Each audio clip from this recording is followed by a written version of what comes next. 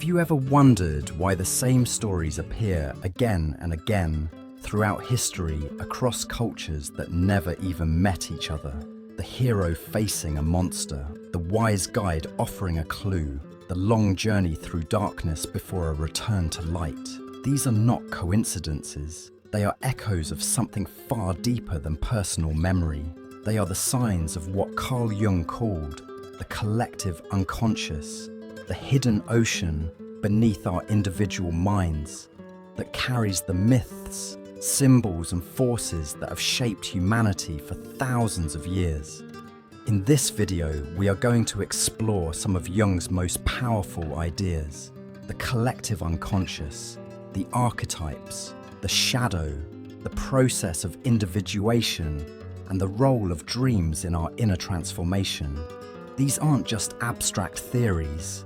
They are maps to help you understand why you repeat certain mistakes, why you sometimes feel torn between who you are and who you pretend to be, and why true freedom begins not with escaping the world, but with facing yourself.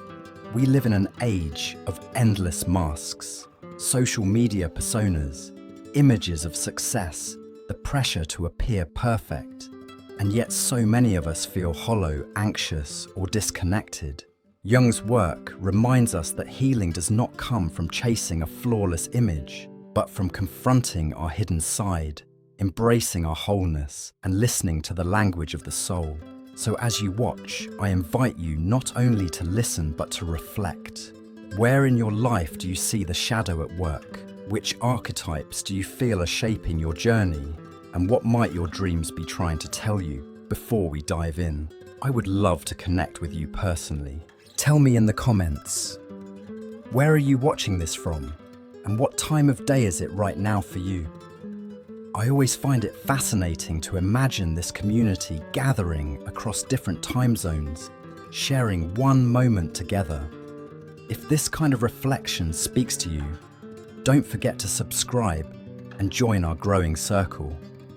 Your presence here is part of what makes this channel alive, a space for honesty, depth, and inner freedom. Now let's step together into Jung's world and discover why true liberation begins with the courage to face ourselves. Life often feels like a puzzle we cannot quite solve. You may ask yourself why you keep facing the same struggles, falling into the same kind of relationship that leaves you hurt, repeating the same patterns at work that drain your energy, or battling waves of self-doubt, even after years of trying to move past them. These experiences can feel deeply personal, as if you alone are stuck with them. But Carl Jung suggested something remarkable. These struggles are not just yours. They are threads woven into a much larger tapestry, one that belongs to all of humanity. He called this deep reservoir the collective unconscious.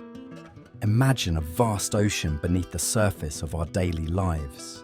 While you swim near the shore of conscious thought, your memories, your plans, your personal worries beneath you lies an immense body of water that connects you to every human being who ever lived. In that water are the patterns of myth, symbols, fears, and hopes that our ancestors carried for thousands of years.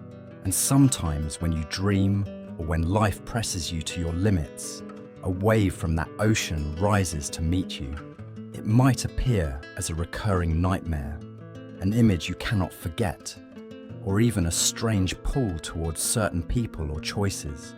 The beauty of this idea is that it reminds you you are not broken, you are not alone. What you experience has been felt before by countless others in countless forms. The battle with inner monsters, the longing for guidance, the desire for renewal, these are not just your private struggles, they are human struggles. Recognizing this brings a surprising calm. Instead of asking, "What is wrong with me?" you can begin to ask, "What part of the human story am I living out right now?" When you see your pain in this larger frame, something shifts. A toxic relationship is no longer just your failure, It is part of the ancient drama of trust and betrayal.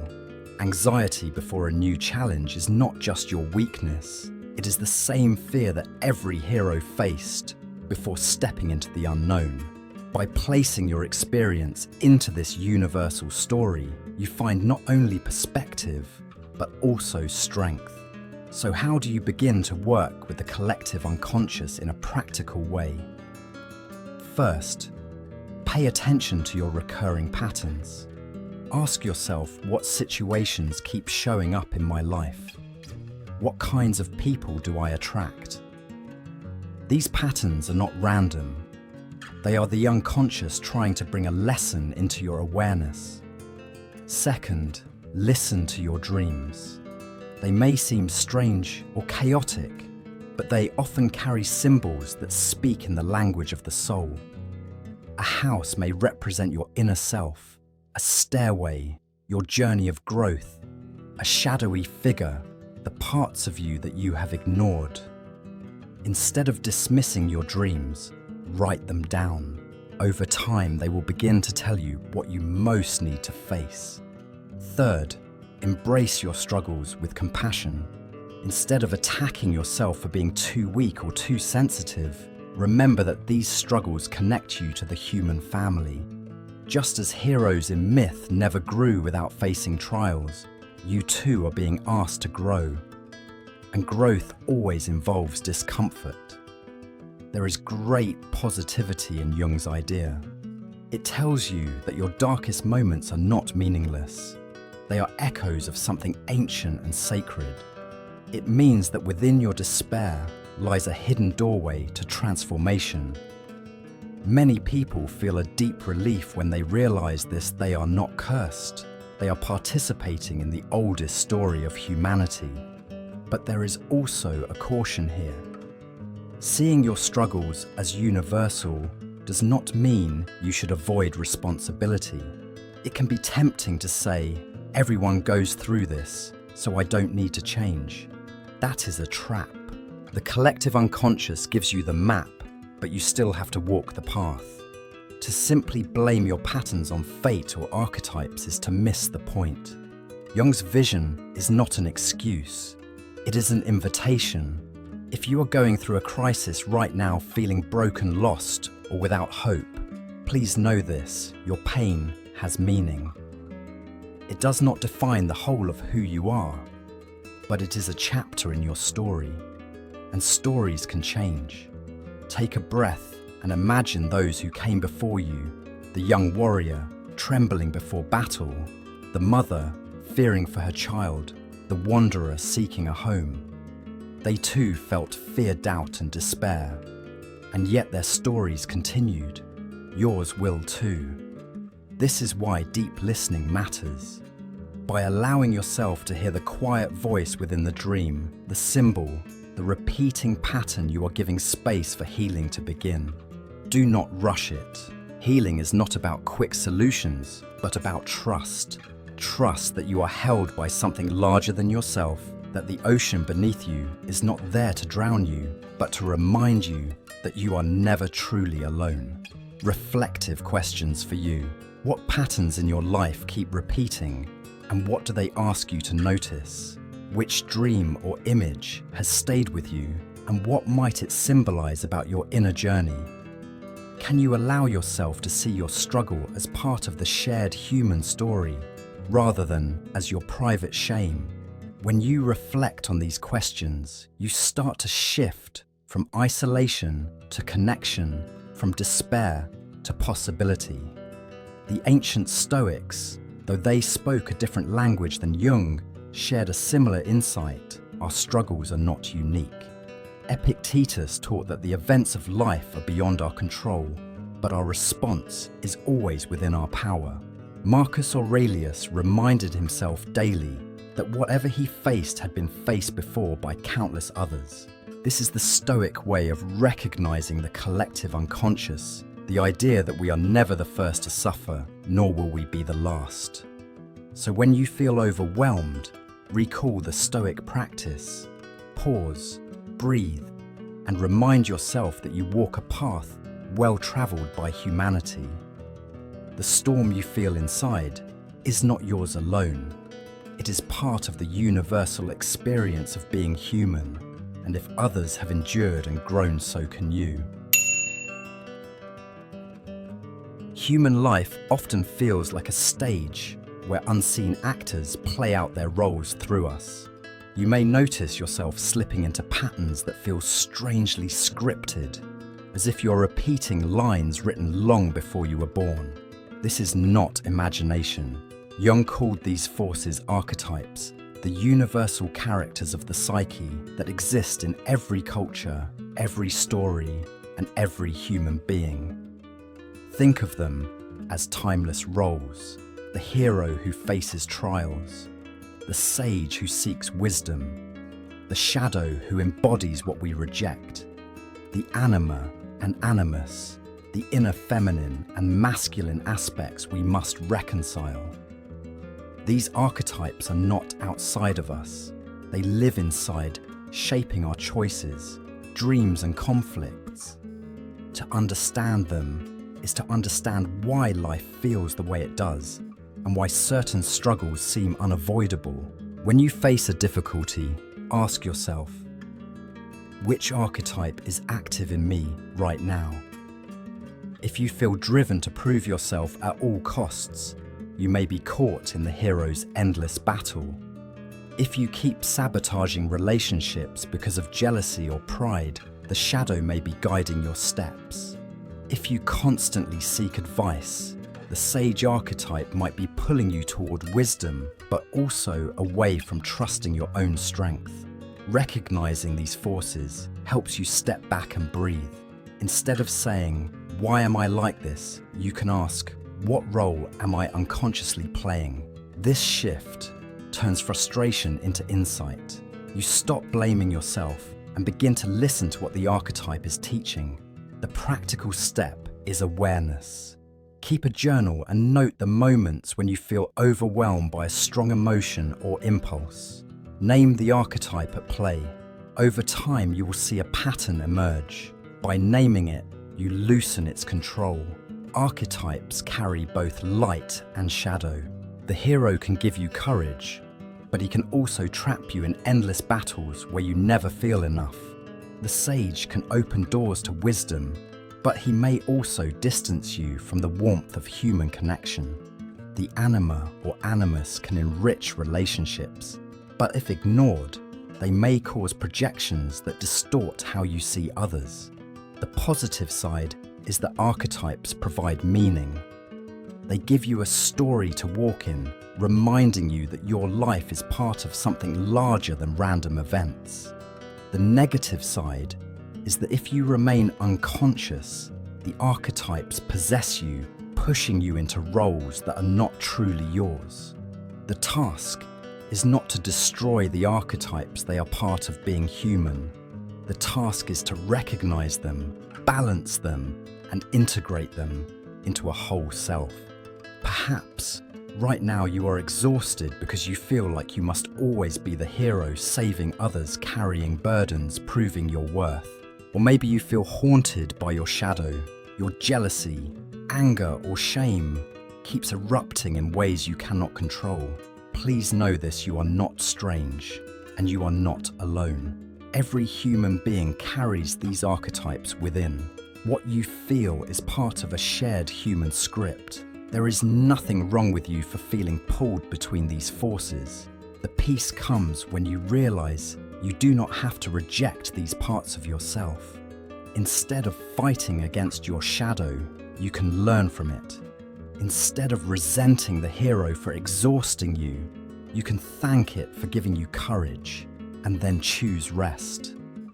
Healing is not about erasing the archetypes, but about holding them gently like actors on your stage, who each have something valuable to say. Take a deep breath. Allow yourself to feel compassion for the roles you've been forced to play. You have done your best. Now you are invited to listen more deeply and to choose consciously which role to give your energy to next. Which archetype do you notice most often in your life right now? Are you caught in the hero's endless fight? the sage's pursuit of wisdom, or the shadow's grip? What would change if you could step back and see these forces not as enemies, but as teachers? These questions are not meant to confuse you, but to guide you toward clarity. By reflecting, you reclaim the authorship of your story. The Stoics, though they did not use the language of archetypes, understood that life often feels like a stage. Marcus Aurelius wrote, "Life is like a play. It's not the length, but the excellence of the acting that matters." He knew that each of us is called to play different roles, but the key is not to be trapped by them.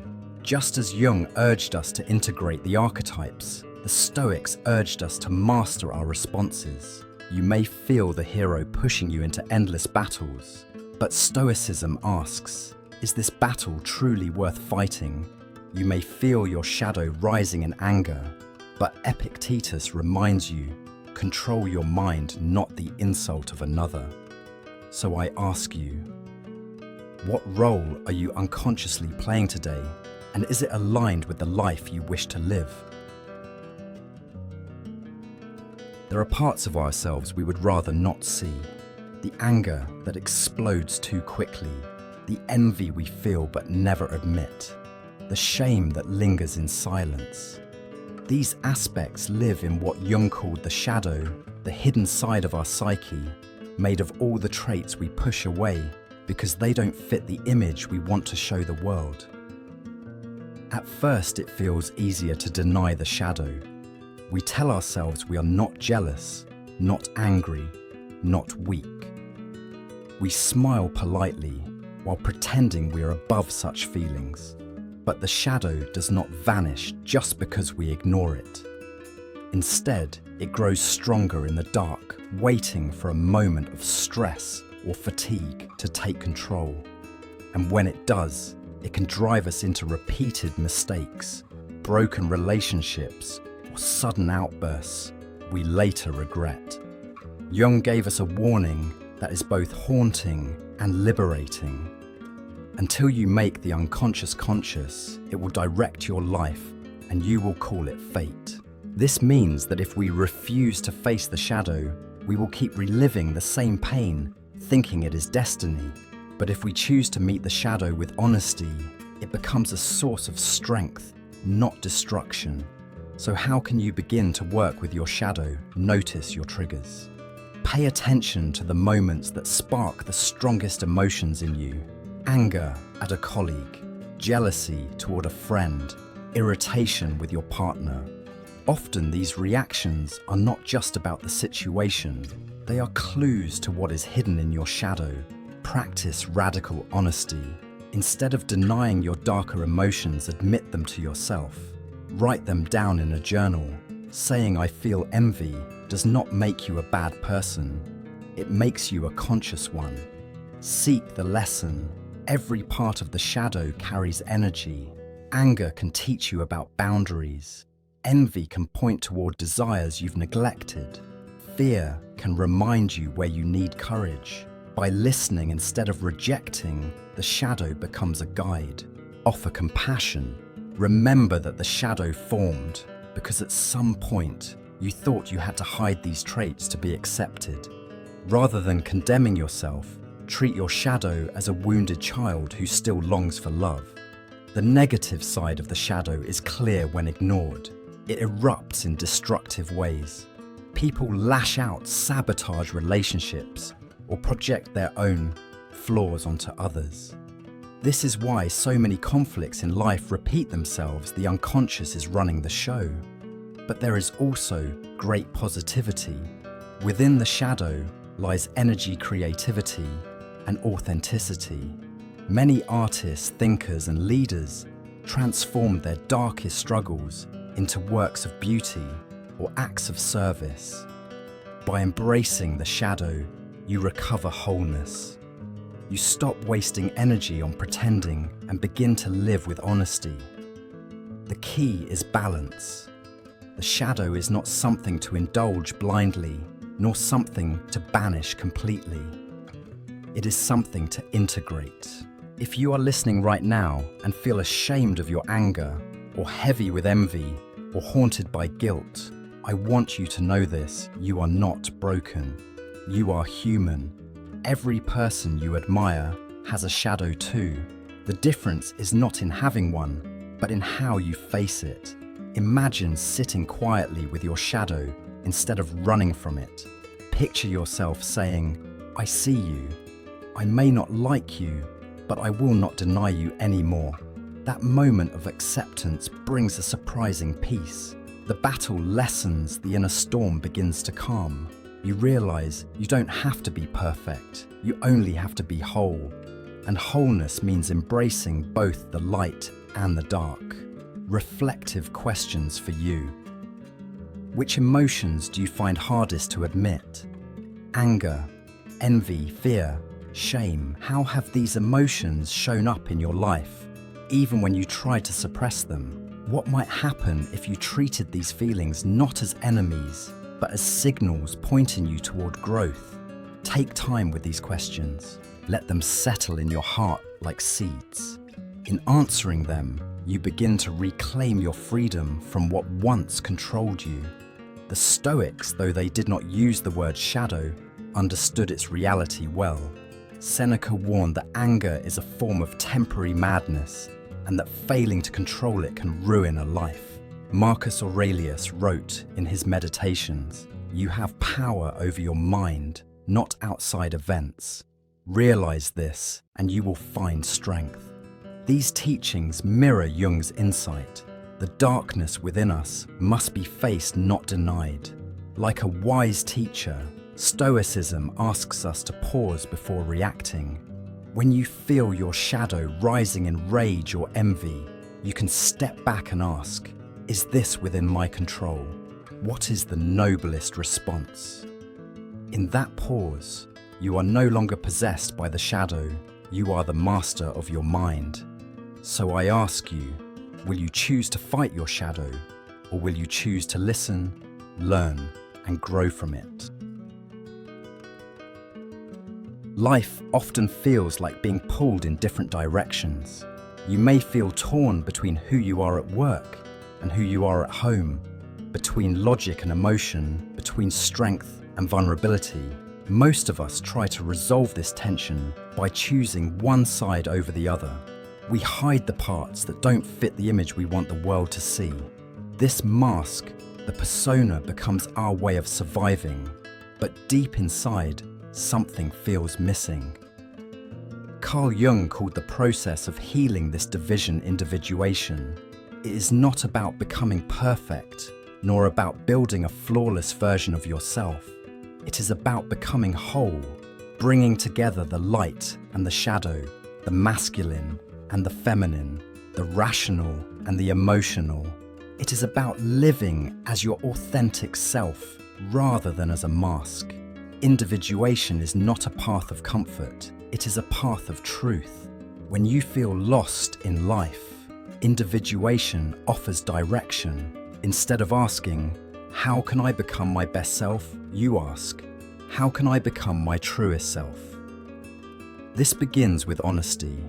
Look at the roles you play in daily life. Do you wear a different face at work, at home with friends? Which parts of you are hidden because they might not be accepted? These hidden parts are not mistakes. They are fragments of your wholeness, waiting to be welcomed back. The practical steps are simple, though not easy. Identify your masks. Write down the ways you present yourself to the world. Which of them feel authentic and which feel like costumes? Invite the opposites. If you are logical, give space to emotion. If you are strong, give space to vulnerability. Growth happens in balance, not in extremes. Face discomfort. Individuation will feel painful at times because it means confronting truths you may have avoided for years. But discomfort is not your enemy. It is the sign that you are entering deeper honesty. Practice integration. When you notice traits in yourself you dislike: anger, fear, sensitivity, ask, How can this be part of my wholeness? Instead of rejection, look for integration. The positive side of individuation is freedom. When you no longer live trapped in masks, you begin to breathe more easily. Relationships become more genuine. Work becomes more meaningful. Inner peace grows because you are no longer divided against yourself. The negative side is the difficulty of the journey. Individuation demands sacrifice. You may have to let go of the image others expect of you. You may disappoint people who prefer the mask. You may feel exposed, vulnerable, or misunderstood. This is why many avoid the path. It is easier to wear a mask than to stand bare in your truth. But masks are heavy. Over time, they suffocate the soul. The pain of individuation is real, but so is its liberation. If you are listening now and feel the weight of living two lives, the one you show and the one you hide, I want you to know this: you are not alone. Many people live behind masks, afraid that their true self is unworthy. But the truth is the opposite. Wholeness does not come from perfection. It comes from embracing all that you are. Take a moment to breathe. Imagine the parts of yourself you have rejected: your sensitivity, your anger, your longing, your joy. Picture gathering them together and saying, you all belong here. You are all part of me. In that moment of acceptance, peace begins. You do not have to rush. Individuation is a lifelong process. Every step toward honesty, every act of self-acceptance, every moment you let your true self shine is part of the journey, and every step matters. Which masks do you wear most often, and what would it mean to set them down? What parts of yourself have you hidden because they felt unacceptable? Can you see these hidden parts not as flaws, but as pieces of your wholeness? Let these questions guide you gently. There is no deadline for individuation. It is a path walked slowly, with courage and compassion. The Stoics too spoke of integration, though in different words. Epictetus reminded us, know first who you are, and then adorn yourself accordingly. He was pointing to the same truth as Jung, that peace comes from alignment between inner reality and outer life. Marcus Aurelius wrestled daily with the tension between reason and emotion power, and humility, writing in his meditations as a way to reconcile these opposites within himself. Individuation, then, is not foreign to Stoicism. It is the practice of living as one integrated being, guided by virtue rather than by masks. The Stoics ask, what is truly within your control? Jung would answer your willingness to face the whole of yourself. So I leave you this question: are you living as a mask for the world, or as a whole soul for yourself? At night, when the noise of the world quiets down and you drift into sleep, something remarkable happens. Your conscious mind steps aside, and another voice begins to speak, the voice of your unconscious. For Jung, dreams were not meaningless chaos, nor simply the brain's way of tidying up. They were messages from the soul, written in the language of symbols. A dream about a snake may not be about reptiles at all, but about transformation, danger, or healing. A dream of a house may represent your inner self, with each room showing different aspects of your life. A mirror may confront you with truth, a stairway with growth, a storm with inner conflict. Dreams use symbols not to confuse you, but to speak in a way that transcends logic, reaching into the deeper layers of who you are.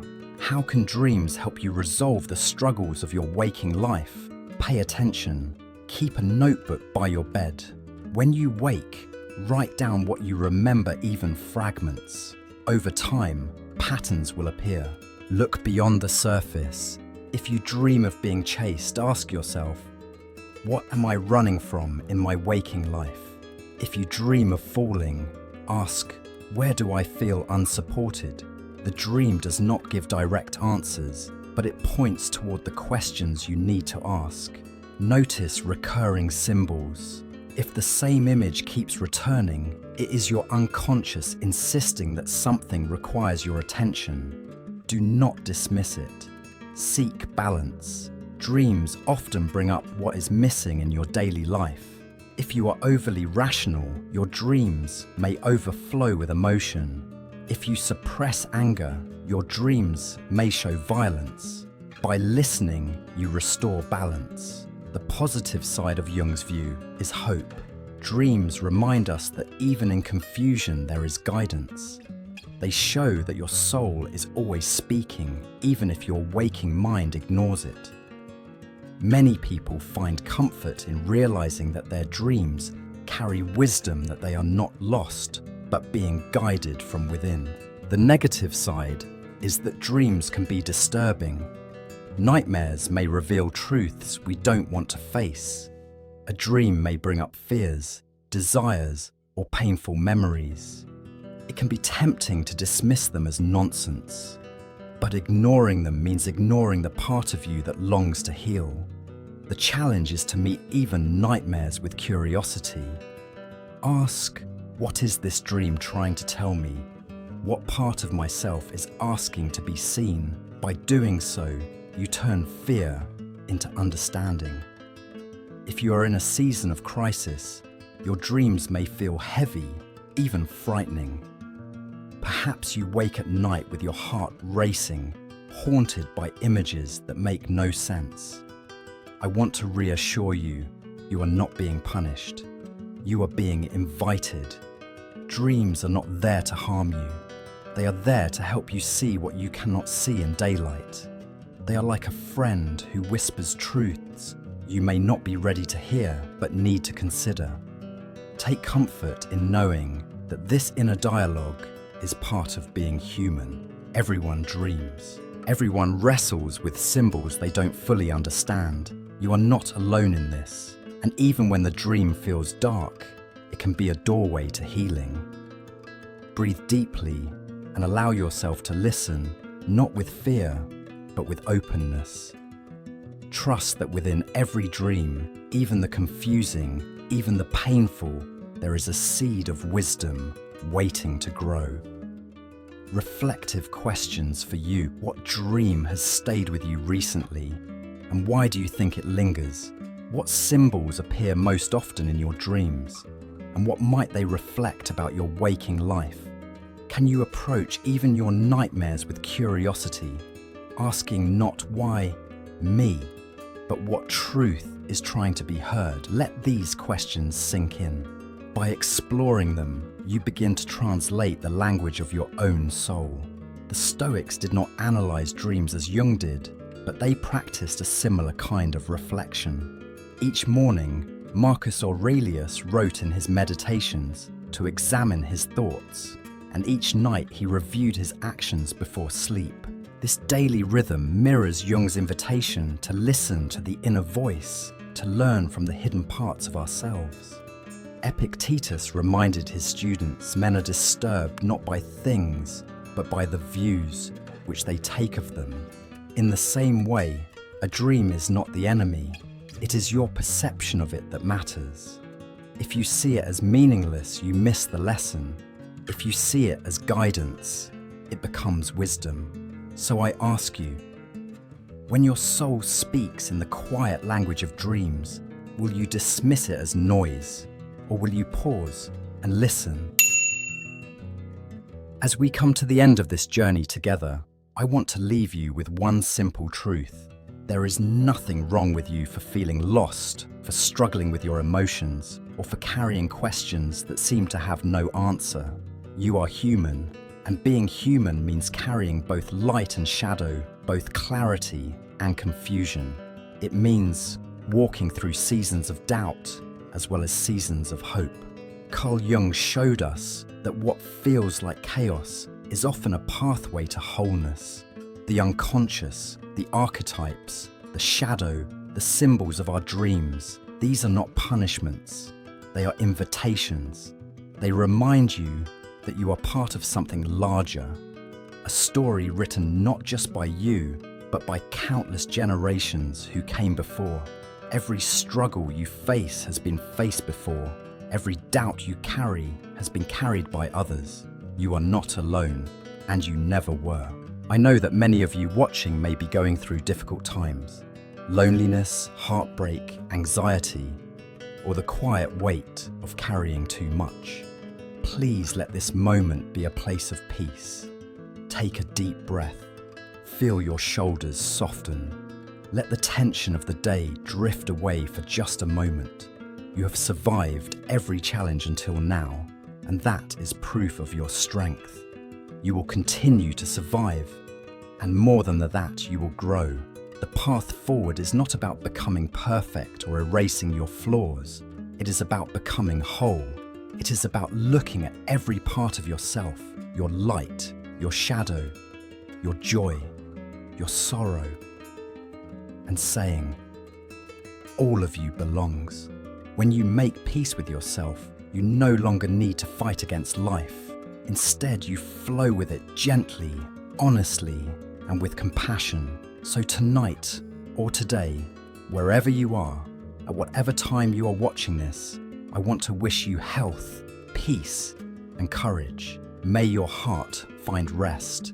May your mind find clarity. And may your soul remember that it is never broken, only unfolding. Before you go, I would love to hear from you. Share it in the comments. Where are you watching from? And what time of day is it for you right now?